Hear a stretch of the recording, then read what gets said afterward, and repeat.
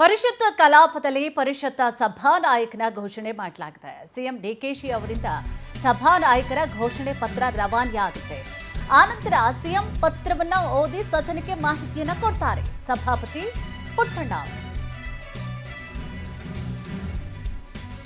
ಸಭಾನಾಯಕರಾಗಿ ಯತೀಂದ್ರ ಸಿದ್ದರಾಮಯ್ಯ ಅವರ ಹೆಸರನ್ನ ಘೋಷಣೆ ಮಾಡಲಾಯಿತು. ಪರಿಷತ್ನಲ್ಲಿ ಸಂವಿಧಾನ ಪೀಠಿಕೆಯನ್ನ ಬೋಧಿಸಿದ್ರು ಸಭಾಪತಿ ಪುಟ್ಟಣ್ಣ.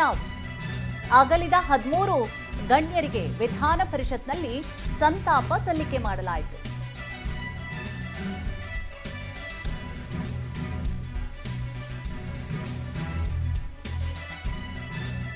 ಸದನ ಆರಂಭ ಆಗ್ತಿದ್ದ ಹಾಗೆ ಮೊದಲು ನೋಡಿ ಸಂವಿಧಾನದ ಪೀಠಿಕೆಯನ್ನ ಬೋಧಿಸಲಾಗುತ್ತೆ. ಆನಂತರವಾಗಿ ಅಗಲಿದಂತಹ 13 ಗಣ್ಯರಿಗೆ ವಿಧಾನ ಪರಿಷತ್ನಲ್ಲಿ ಸಂತಾಪ ಸಲ್ಲಿಕೆ ಕೂಡ ಆಗುತ್ತೆ.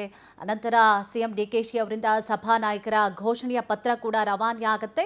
ಸೊ ಅದನ್ನ ಓದಿ ಸದನಕ್ಕೆ ಮಾಹಿತಿಯನ್ನ ಕೂಡ ನೀಡಿದ್ರು ಸಭಾಪತಿ ಪುಟ್ಟಣ್ಣ ಅವರು. ಅಧ್ಯಕ್ಷರೇ,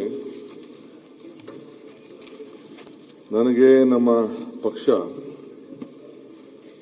ನಮ್ಮೆಲ್ಲ ಶಾಸಕರು, ಇವರೆಲ್ಲರ ನನ್ನ ವಿರೋಧ ಪಕ್ಷದ ಸ್ನೇಹಿತರ ಆಶೀರ್ವಾದದಿಂದ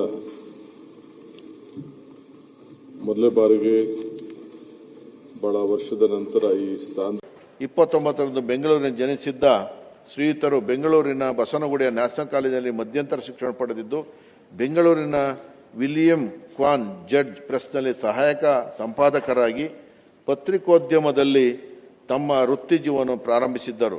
1972ರಿಂದ 79ರವರೆಗೆ ಕನ್ನಡ ವಾರಪತ್ರಿಕೆ ಸುಧಾ ಮುಖ್ಯ ಸಂಪಾದಕರಾಗಿ 1980ರಲ್ಲಿ ಬೆಂಗಳೂರಿನ ರಾಷ್ಟ್ರೋತ್ಥಾನ ಸಾಹಿತ್ಯ ಮತ್ತು ಕನ್ನಡ ಮಾಸಿಕ ಉತ್ಥಾನ.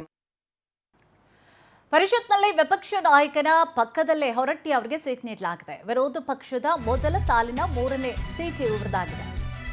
ಪರಿಷತ್ನಲ್ಲಿ ವಿಪಕ್ಷ ನಾಯಕನ ಪಕ್ಕ ಹೊರಟ್ಟಿ ಅವರಿಗೆ ಸೀಟನ್ನ ನೀಡಲಾಗಿದೆ. ವಿರೋಧ ಪಕ್ಷದ ಮೊದಲ ಸಾಲಿನ 3ನೇ ಸೀಟನ್ನ ಇವರಿಗೆ ನೀಡಲಾಗಿದೆ. ಉಪಸಭಾಪತಿ ವಿಪಕ್ಷ ನಾಯಕ ಬಳಿಕವಾಗಿ ಹೊರಟ್ಟಿ ಅವರಿಗೆ ಆಸನದ ವ್ಯವಸ್ಥೆ.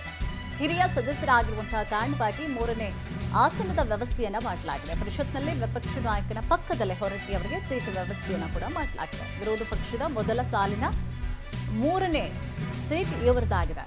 ಉಪಸಭಾಪತಿ ವಿಪಕ್ಷ ನಾಯಕ ಬಳಿಕವಾಗಿ ಹೊರಟ್ಟಿ ಅವರಿಗೆ ಆಸನದ ವ್ಯವಸ್ಥೆಯನ್ನ ಕೂಡ ಮಾಡಲಾಗಿರುವಂಥದ್ದು. ಎಸ್, ಗಮನಿಸ್ತಾ ಇದ್ದೀರಿ, ಛಲವಾದಿ ಅವರ ಪಕ್ಕದಲ್ಲಿ ಅವರು ಕೂತ್ಕೊಂಡಿದ್ದಾರೆ.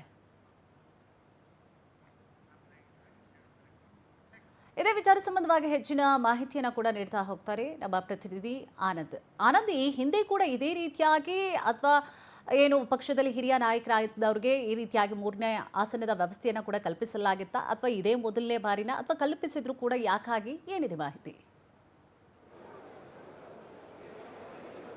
ಕುಸುಮ, ಪ್ರಮುಖವಾಗಿ ಹಿಂದೆ ಸಭಾಪತಿಯಾಗಿ ಹೊರಟ್ಟಿಯವರು ಕಾರ್ಯನಿರ್ವಹಿಸ್ತಾ ಇದ್ದು, ಆದರೆ ಈಗ ಬದಲಾದ ರಾಜಕಾರಣದಲ್ಲಿ ಅವರ ಒಂದು ರಾಜೀನಾಮೆಯನ್ನ ಡಿಕೆ ಶಿವಕುಮಾರ್ ಅವರು ಪಡೆದುಕೊಂಡಿರ್ತಕ್ಕಂಥದ್ದು. ಆ ವಿಚಾರವಾಗಿ ಬಿಜೆಪಿ ಮತ್ತು ಜೆಡಿಎಸ್ ನಾಯಕರುಗಳು ತೀವ್ರ ಆಕ್ರೋಶವನ್ನ ವ್ಯಕ್ತಪಡಿಸಿದ್ರು. ಗವರ್ನರ್ಗೆ ಪತ್ರವನ್ನು ಬರೆದು ಹೊರಟ್ಟಿಯವರು ಕೂಡ ಬಹಳಷ್ಟು ಒಂದು ಅಸಮಾಧಾನವನ್ನ ತೋಡ್ಕೊಂಡಿದ್ರು. ಬಲವಂತವಾಗಿ ತಮ್ಮಿಂದ ರಾಜೀನಾಮೆ ಕೊಡಿಸಿದ್ದಾರೆ ಅನ್ನೋ ಒಂದು ವಿಚಾರವನ್ನು ಕೂಡ ಅವರು ಪ್ರಸ್ತಾಪ ಮಾಡಿದ್ರು. ಈಗ ಅವರ ಒಂದು ಅಸಮಾಧಾನವನ್ನ ಶಮನ ಮಾಡೋದಕ್ಕೆ ಒಂದು ರೀತಿ ಕಾಂಗ್ರೆಸ್ ಮುಂದಾಗಿದೆ ಅಂತ ಹೇಳ್ಬೋದು. ಹಾಗಾಗಿ ವಿಪಕ್ಷ ನಾಯಕರ ಒಂದು ಚೇರ್ ಪಕ್ಕದಲ್ಲೇ ಅವ್ರಿಗೂ ಕೂಡ ಕುರ್ಚಿ ವ್ಯವಸ್ಥೆಯನ್ನ ಮಾಡಲಾಗಿರ್ತಕ್ಕಂಥದ್ದು ಇಲ್ಲಿ ಕಂಡು ಬಂದಿರತಕ್ಕಂಥದ್ದು. ಪ್ರಮುಖವಾಗಿ ಈಗಾಗಲೇ ಸಭಾಪತಿ ಸ್ಥಾನಕ್ಕೆ ನಾಳೆ ಚುನಾವಣೆ ನಡೆಯುತ್ತೆ. ಎರಡೂ ಕಡೆಯಿಂದಲೂ ಕೂಡ ನಾಮಪತ್ರವನ್ನ ಸಲ್ಲಿಕೆ ಮಾಡಿರ್ತಕ್ಕಂಥದ್ದು. ಹಾಗಾಗಿ ನಾಳೆಯ ಸಭಾಪತಿ ಚುನಾವಣೆಯಲ್ಲಿ ಬಹಳಷ್ಟು ಒಂದು ಕುತೂಹಲಕಾರಿ ಒಂದು ವಿಚಾರಗಳು ಕೂಡ ನಡೀತಕ್ಕಂಥ ಒಂದು ಸಾಧ್ಯತೆ ಇದೆ. ಈಗ ಸದ್ಯ ಹೊರಟ್ಟಿ ಅವರಿಗೆ ಪರಿಷತ್ನಲ್ಲಿ ವಿಪಕ್ಷ ನಾಯಕರ ಕುರ್ಚಿ ಪಕ್ಕದಲ್ಲೇ ಅವರಿಗೆ ವ್ಯವಸ್ಥೆಯನ್ನ ಮಾಡಲಾಗಿರ್ತಕ್ಕಂಥದ್ದು. ಹಾಗೆ ಅವರ ಒಂದು ಅಸಮಾಧಾನ ಶಮನಕ್ಕೂ ಕೂಡ ಈ ಕಡೆ ಸರ್ಕಾರ ಮುಂದಾಗಿದೆಯಾ ಅನ್ನೋ ಒಂದು ಪ್ರಶ್ನೆ ಕೂಡ ಈಗ ಮೂಡ್ತಾ ಇರತಕ್ಕಂಥದ್ದು. ಸದ್ಯ ನಾಳೆಯಿಂದ ವಿಧಾನ ಸಭೆಯಲ್ಲೂ ಕೂಡ ತೀವ್ರವಾದಂತಹ ಒಂದು ಜಟಾಪಟಿ ಆಗ್ತಕ್ಕಂಥ ಸಾಧ್ಯತೆಗಳಿದೆ. ಯಾಕೆಂದ್ರೆ ಡಿಕೆ ಶಿವಕುಮಾರ್ ಅವರಿಗೆ ಇದು ಮೊದಲ ಅಧಿವೇಶನ ಸಿಎಂ ಆದ ಬಳಿಕ. ಈಗಾಗಲೇ ಸಾಲು ಸರ್ಕಾರದ ವೈಫಲ್ಯಗಳನ್ನ ಎತ್ತಿ ಹಿಡಿಯೋಕೆ ರಾಜ್ಯ ಸರ್ಕಾರದ ವಿರುದ್ಧ ಮುಗಿಬೀಳೋದಕ್ಕೆ ವಿಪಕ್ಷಗಳು ಪ್ಲಾನ್ ಅನ್ನ ಮಾಡ್ಕೊಂಡಿರ್ತಕ್ಕಂಥದ್ದು.